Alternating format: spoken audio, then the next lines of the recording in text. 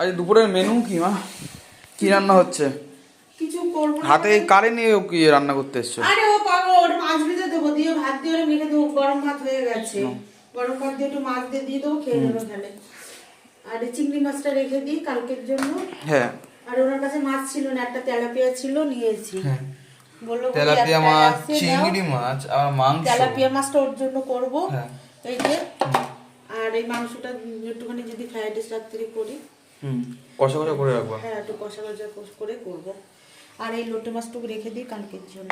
আর এই লোটে মাছটুকু কি করো, ভাজা করো? এটা না, এটা ভাজা না, এই ছোট লোটে মাছ ভাজা হয় না, এটা দিয়ে ওই যে ধনেপাতা টমেটো দিয়ে করবো। ওই কি ভর্তা, ওই যেরকম করো? হ্যাঁ হ্যাঁ। আর কালকে এটা দিয়ে আবার অন্য টাইপের একটু বেগুন দিয়ে শুকনো মাখা করবো। আর এখানে তো সোয়াবিন আছে, ডাল রয়েছে। সোয়াবিনটা আবার জল দিয়ে কেন জ্বালাইছো? শক্ত ইটের মতন হয়েছিল, নষ্ট হয়ে যাবে না?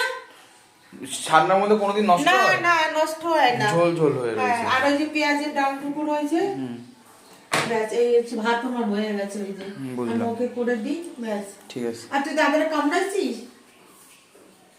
হ্যাঁ, দাদারে কামড়াই নাই তো, মাছটা তোমার আগে ভেজে তোমারে দেবো।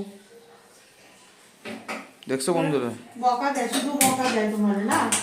আর ওই যে ছোট, আর ওই যে বড় বিড়ালটাই শুধু কামড়াবে, খালি কামড়াবে, ওরে মোটে বাইরে যেতে দেবে না।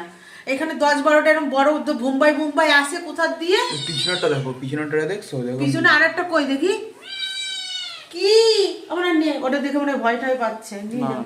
নিয়ে যা। ঠিক আছে বন্ধুরা, দুপুরে মেনু আজকে টাটা বন্ধুরা, টাটা। থাক না।